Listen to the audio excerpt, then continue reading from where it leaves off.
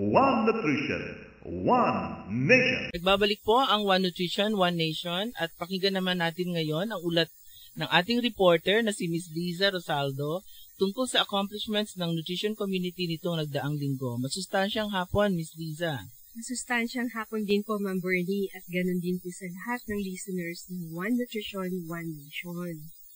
Kaugnay po, Ma'am, sa implementation ng MDGF 2030 Joint Program on Ensuring Food Security and Nutrition among 0 to 24 months old children in the Philippines, sa Region 5 po, sa pamamagitan ng suporta galing sa International Labour Organization, ay magtatayo ng lactation station sa pamilihang bayan at transportation terminal. Sa Region 9 naman, magkakaroon ng forum on the presentation of results of study on practices on breastfeeding and infant and young child feeding sa Zamboanga City, kung saan ipinakita po na mababang practice ng exclusive breastfeeding sa lungsod at kung gaano ka-serious ang epekto ng anemia sa mga batang may edad 0 to 24 months. Ms. Liza, ngayon lang natin na i-report sa kanila itong tungkol sa MDGF 2030, no? Joint Opo, ma'am. program. Oo, first time lang po, ma'am. Sa kaalaman po ng ating mga tagapakinig, ang atin pong MDGF ay short for Millennium Development Goal Fund. Ito pong fund na ito or pondo ay in-establish po ng Spanish government para tumulong sa more than 10 countries in the world na meron ng mataas-taas na problema sa malnutrition na nakikita po sa kadamihan ng mga batang or mga paslit o mga mga bata natin below 5 years old na mga stunted or kulang ng height at timbang sa normal or sa standard. At dito nga po sa ating bansa ay isinasagawa itong proyektong ito sa 30 regions, sa Region 5, 6 at 9. Iilan lang naman po yung mga lugar or lalawigan at bayan-bayan na nakasama dito sa proyektong ito sapagkat kumbaga ang sistema po ay modeling ng mga interventions na alam na nating effective sa pag-address ng malnutrition sa mga kabataan, lalong-lalo na po dun sa even younger than 0 to 5 years old, Ms. Lisa, di ba? 0 to 24 months old. Kaya kasama rin po dito ang breastfeeding, exclusive breastfeeding, complementary feeding, pati po yung pag-establish ng early warning system sa isang lugar dito sa Bicol, pati rin po yung pangmalawakang promotion ng breastfeeding sa hindi lamang dito sa joint program areas, kundi sa buong Pilipinas.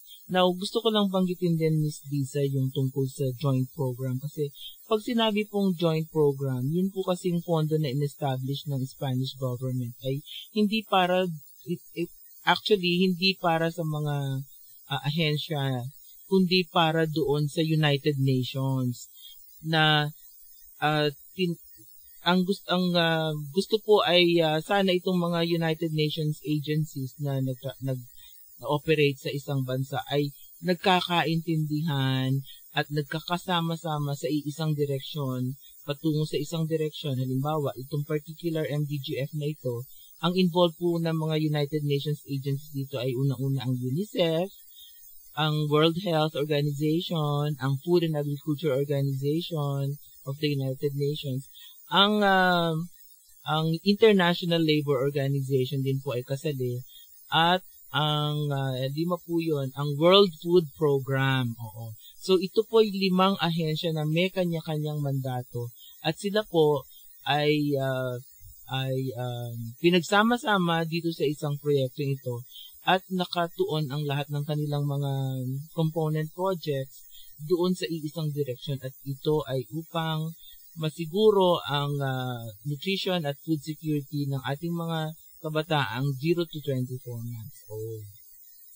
Kaugnay rin po, ma'am, sa MDGF, dumating din po sa Pilipinas yung MDGF Secretariat hired consultant na si Dr. Richard Chiwara upang magsagawa po siya ng midterm evaluation mission ng MDGF 2030. Oo, kasi po itong MDGF 2030 Ensuring Food Security and Nutrition of Children 0 to 24 months old in the Philippines ay 3 taon po.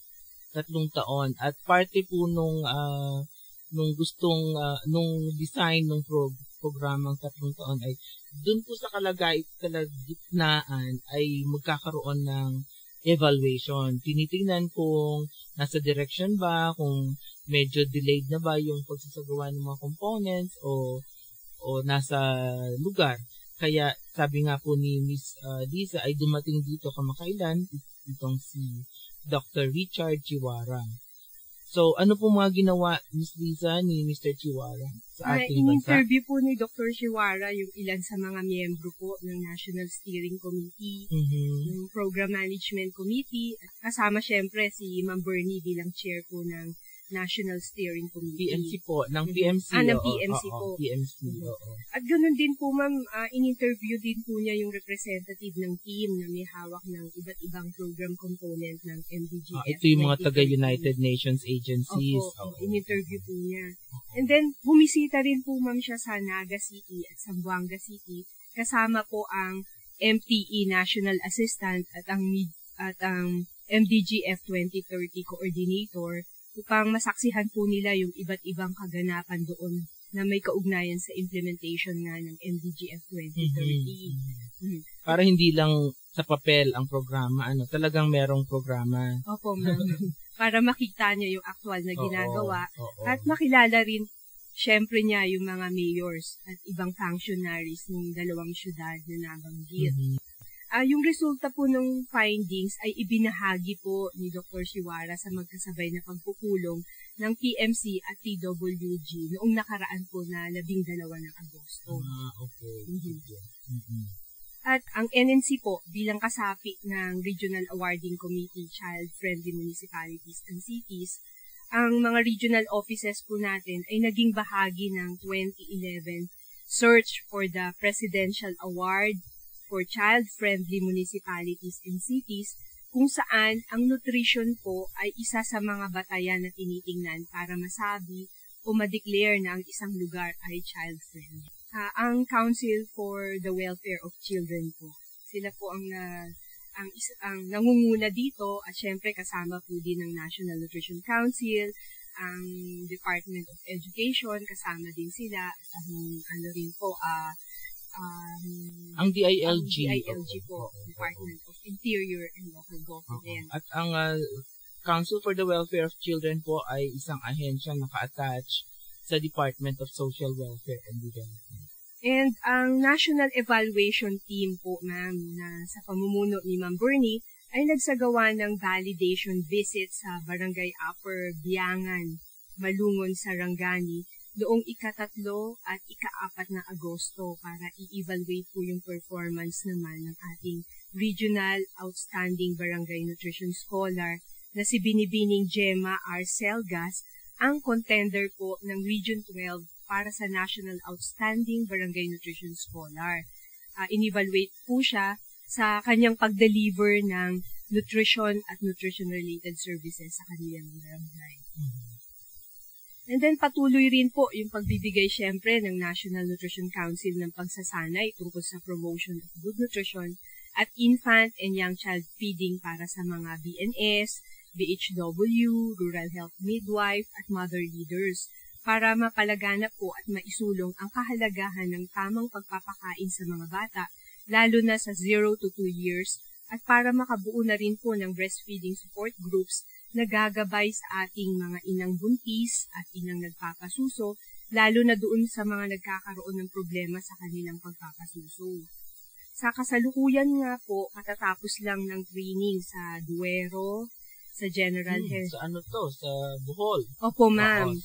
Kasama rin po yung mga munisipyo ng General Fernandez, Gindulman, Mabini, at saka Tagbilaran City po. Sa Region 7. Sa Region 7 po yan. Saan sila Juliet, ang ating District Nutrition Program Coordinator dyan sa Bohol. Opo, ma'am.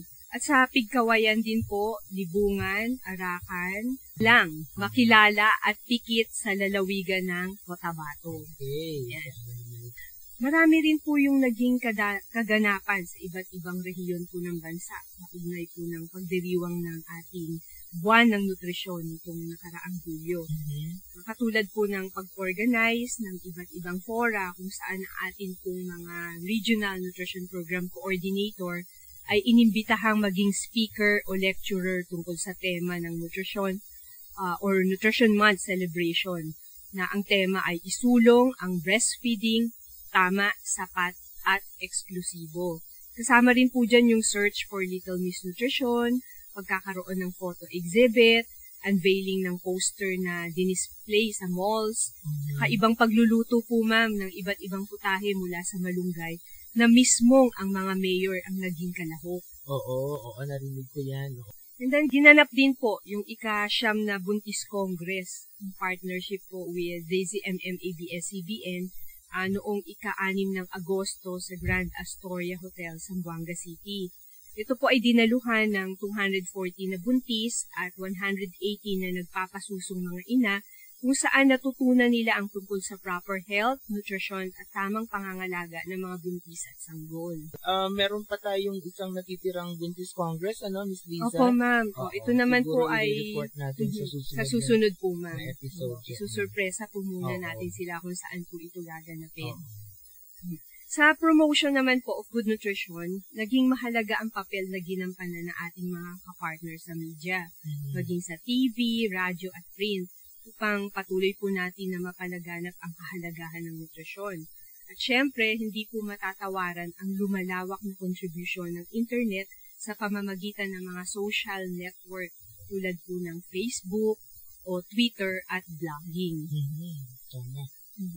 Si Ma'am Bernie po ay naging tagapagsalita sa second consultation on climate change and agriculture and food security na pinulong ng Climate Change Commission noong ika-2 ng Agosto sa Mabini Hall, Malacanang. Alam mo kasi malaking usapin talaga itong climate change, at itong Climate Change Commission ay nagsasagawa ng continuing consultation para magkaintindihan ang mga ahensya na involved hindi lamang din sa climate change kundi sa mga ibang sektor or ibang usapin para makita kung ano yung kahalagahan at ano yung implikasyon or kahihinatnan ng anumang programa sa climate change at paano natin matutulungan yung mga lugar o lugar lalawigan sa ating bansa, pati na yung mga tao na nakatira dun sa mga lalawigan na yon, paano sila mag-cope or paano ma-manage yung kanilang kabuhayan with these changes on climate, temperature,